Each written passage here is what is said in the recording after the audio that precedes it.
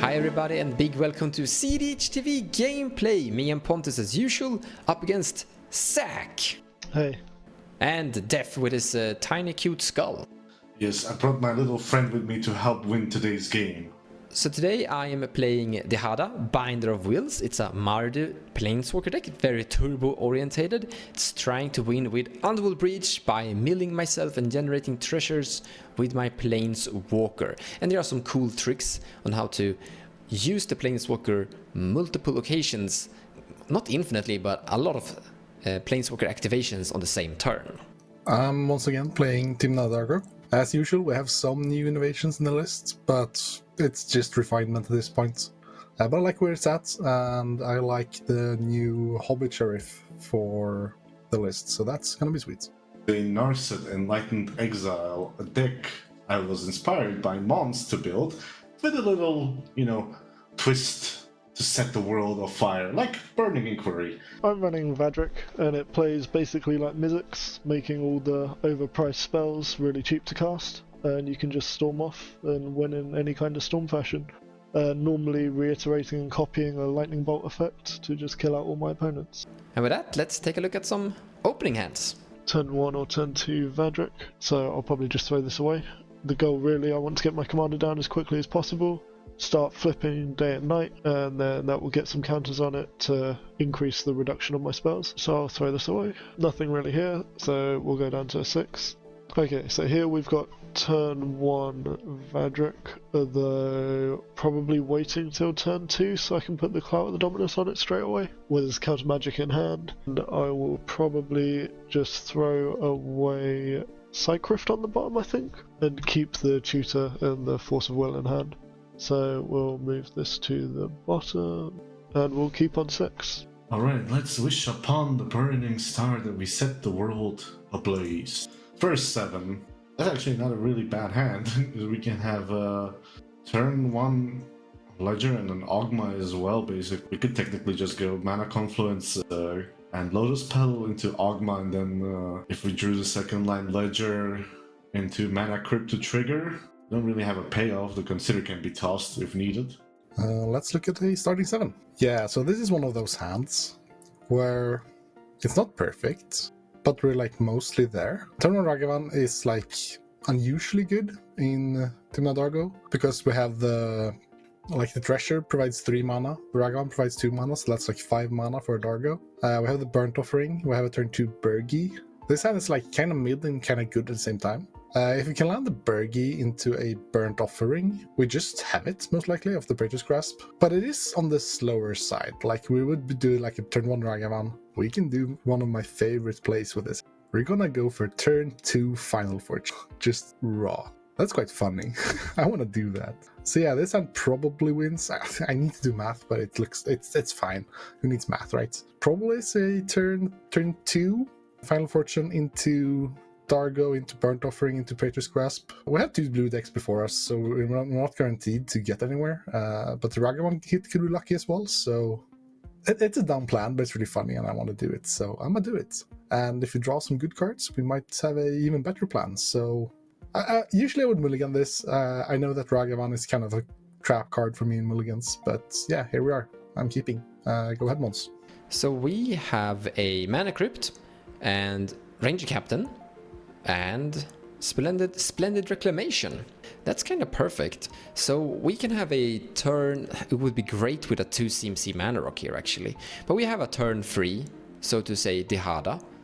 But we have a turn 2 Ranger Captain. We're last in turn order, so it feels kind of good of having a pseudo explosive hand. We also have a Grim Tutor on turn 2.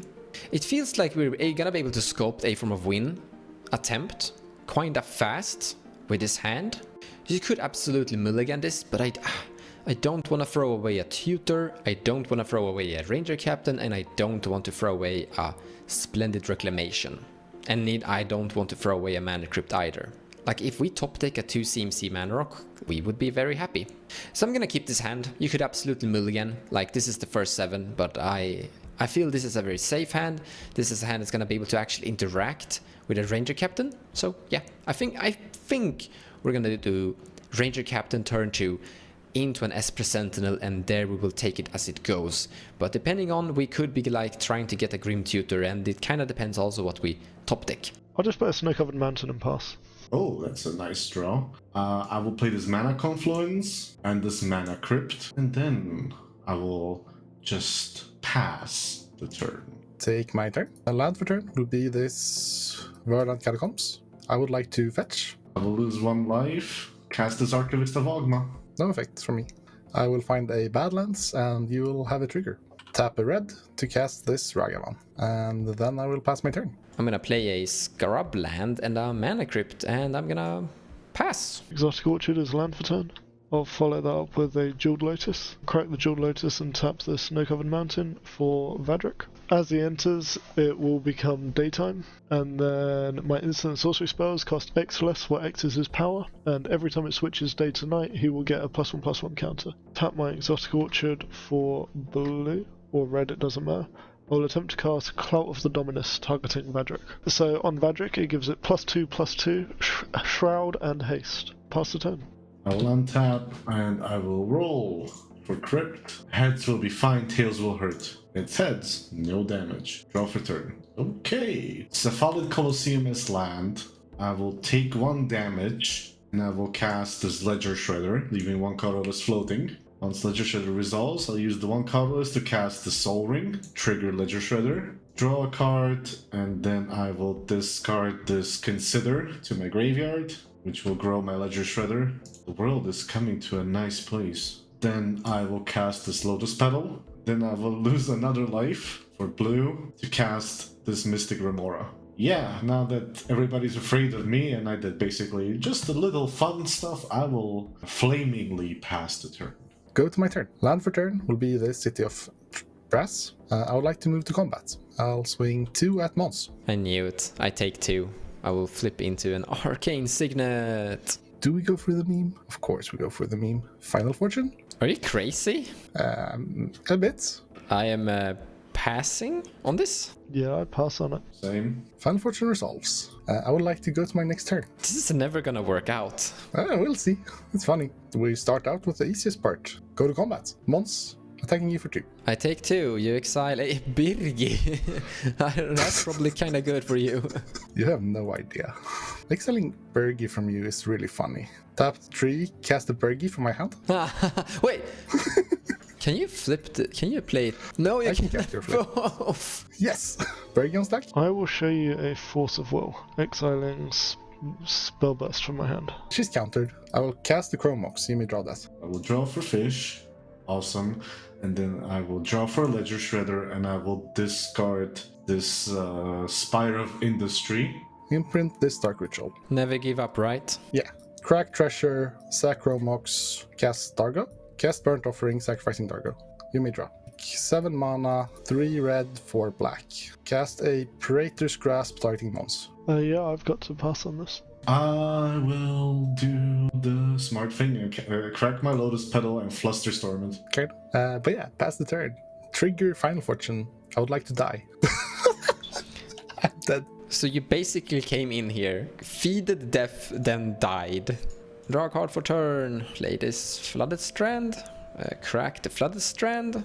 Plateau. Tap out and cast a Ranger Captain of Eos. I'm gonna search out for an Esper Sentinel and put that into my hand, and yeah, then I'm gonna pass the turn. Untap, draw. Oh, move to combat. I'll swing 3 at Dihada. I take 3. So I'll pass the turn. I will throw a dice. Flip a coin. Tails, I'll take 3. And then I will take another one, because I will pay for the fish. Draw for my turn. Sea of Clouds. Cast an Esper Sentinel. Pass the turn with 7 in hand. Untap and draw a card, and heads is damage. Tails, no damage! So what we can do is cast Commander, exile a bunch of stuff to the grave. We need to hit some things and then cast Grim Tutor, find Flicker and Flicker Dihada and do it again, and then we're stuck. However, if we do that, we're still holding Opposition Agent at the ready, so to say. I think I'm gonna go for it, like live the dream and showcase to Pontus how it's done. I'm so gonna die. I'm gonna crack my Ranger Captain of Eos. What I'm gonna do in response to whatever it is you're doing, Mons, I'll lose 1 life, tap this for a blue and mana crypt, leave 1 colorless floating. I will snap my own Ledger Shredder, because it's the only viable target I can. I get my Ledger Shredder back into my hand, and I get to untap 2 lands, which will be Sea of Cloud and the Mana Confluence, leaving 1 colorless floating. Then I'll use Soul Ring to have 3 colorless and 1 more mana from Sea of Clouds, leaving 1 colorless floating. I will cast this Intuition and I'll target you, Zach. This is just a too good opportunity to throw away, so I'm gonna cast my Opposition Agent here. If your intuition resolves, can you deal with the Ranger Captain? Well, I will find the silence and silence everyone so nobody can cast spells. That's what I'm going for with the Intuition. That's why I targeted you with it. I will pay 2 to cast Reiterate with buyback targeting Intuition. I do not have any response to this. Your Reiterate can resolve and make a copy of Intuition. I will get Past the Flames, a Seething Song, and a Fierce Guardianship. I was looking for some sort of free interaction to deal with the Opposition Agent, but I'd already used my Force of Will on dealing with Pontus earlier. So I'm just trying to accelerate my game for if we survive this, basically. I will give you the Seething Song. Sure, Seething Song to hand, other 2 go to the graveyard. Alright, Def, do you have a response to my Op Agent, Def? It's a very funny one. I hate that I have to do it. I don't know, I will lose 1 life and I will Swan Song my own Intuition. That is honestly boring. I don't have a response to that. You can Swan Song your own Intuition. Opposition Agent resolves, hitting the field, but there are no Intuition anymore to snatch. And then my Ranger Captain of Eos ability happens, but there's not much left to do. Except cast this Esper Sentinel and play this Mana Confluence and pass the turn to probably Death. Untap. At the start of my turn, because you cast 2 spells on your turn, the Opposition Agent and the Sentinel, it becomes daytime. And that will put another counter on Vadrik, making all my spells cost 5 less. And then I will draw for my turn. Bolt in a Shatterskull Smashing, if I can lose 3 life. I will pay 1 red for a Seething Song. I'll pay 2 red and cast Reiterate with buyback, targeting Seething Song. I cannot pay for the Mystic Remora on this one. So if this resolves, it will net me 3 red mana every time I'm allowed to cast the Reiterate.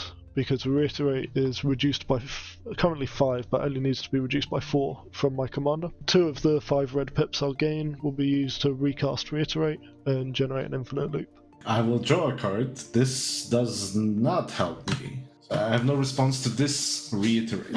Zach, before you continue, if I understand this correct, you're going to give Def a card each time you do this. Yeah, so eventually, like, once I've got some mana, I can start paying for some of them, but yeah, I think it will be about every other cast, so he'll draw 1 card for every 2 Yeah, I mean, times if eventually Reiterate. he's gonna find like Fierce, Force, and Mind Break Trap, and you're gonna lose, and then he's gonna win because you've already given him too much. So I don't think you should go for this combo anymore. I think he just interacts with you and wins if you try to do this. Potentially. I think I'd do it once more. To attempt to cast Reiterate again, targeting the Seething Song. I cannot pay for the fish here. We'll draw a card. So far, nothing. Cool. Reiterate returns to my hand. I'm up to 11 red. And then I will let the original Seething Song resolve, going up to 16 red. Okay, so now I will pay 2 life for Tezzret's Gambit, and I will respond to the Remora trigger. It will draw me 2 cards, make my commander's power bigger, and I'll add an age counter to Mystic Remora. It cost me just 2 life to cast it, and my plan now in response to the Mystic Remora trigger is I will use 2 of my red and cast Reiterate, targeting the Tezzret's Gambit. I will not pay for this fish. Draw. Carry on. So Reiterate will then return to my hand. I will draw 2 cards and proliferate the counters as said on the Mystic Remora and on Vadrik. Cast the Reiterate again, go down to 8 red mana. You can draw. Okay, so I'll draw 2 more. Reiterate goes to hand. Draw 2, add a counter. I will let the original Tezzret's Gambit resolve. I will draw 2. I will use 4 of my red, and I will cast a Stormkiln Artist. So whenever I cast or copy a spell, it will create a treasure token, which in turn makes my Reiterate now totally free to copy any spell as many times as I want. Pirate's Pillage, as an additional cost, I will discard an Arid Mesa, and that will put a Stormkiln trigger on the stack as well. So I will respond then to the new round of priority on the Pirate's Pillage. I'll use 2 of my red. I will cast Reiterate, targeting Pirate's Pillage, which will put a Stormkill trigger as well, and I cannot pay for fish. Roll. You carry on, wayward son. Reiterate will return to my hand and copy the Pirate's Pillage. Because I copied the spell, it will then add another Stormkill trigger to the stack, so that will add me another treasure. Draw 2 treasure. Use my last red, use a treasure. I will cast Reiterate, I will repeat that again. Fish, I cannot pay. Still continue. Okay, I'll add 2 more treasure from the cast and the copy, and then I'll draw 2 cards and add 2 more treasure. For a Drown in Dreams, with both modes, X being 11, both modes targeting myself. Because I have Vadrick, and the cost is reduced by 13, I have paid 1 treasure, 1 blue, which will actually get replaced by the Stormkill artist. It means I will draw 11 cards, and then I will mill 22 cards, and then I will sacrifice 2 treasures to cast Reiterate with buyback targeting Drown in Dreams, fish trigger on top of that, and a Stormkill trigger. Come on, Mind Break Trap. Nope. Okay, so if that's good, I will gain 2 treasures from the Stormkill for casting and copying the Drown in Dreams. Reiterate will go to my hand. I will then proceed to draw 11 cards and mill 22 cards in that order. So I will then let the original Drown in Dreams dissolve as well, which will draw me another 11 and mill 22. Fact or fiction? I will not pay for your thing, and I have a Stormkill artist trigger above that. Draw a card. You may continue. 20 cards in hand and nothing. Okay, so I'll reveal the top 5. Island, Delay, Gamble, Island, and Winds of Rebuke. The Winds of Rebuke, and to the right, everything else. I will choose the Winds of Rebuke, everything else to the graveyard. I will then use 1 treasure to cast the Winds of Rebuke targeting your fish. I will draw my final card. It's not good at all. And each player mills 2 cards. I currently have no cards in my library. I have 33 cards in my hand and 60 cards in my graveyard. I'll pay 1 red for Past in Flames. So that will get me the treasure back, so it's a free spell. Cast the Drown in Dreams, and with Reiterate, I will repeat that loop. Yeah, GG's guys, I win. Yeah, we went for a funnel line into a half-open window and got punished, but that's how it goes sometimes. Really funny play though. Maybe I should have sticked with my plan to cast Dihada, but it was just so tempting to take that intuition with my opposition agent, and I would have 100% won the game there if I would have resolved that, taking the dockside and Unruled Breach from him. Okay, so it turns out making 90% of my deck cost 13 less is a pretty good way to win the game. Trying to play through a fish was difficult, but in the end just found the removal and could just combo off.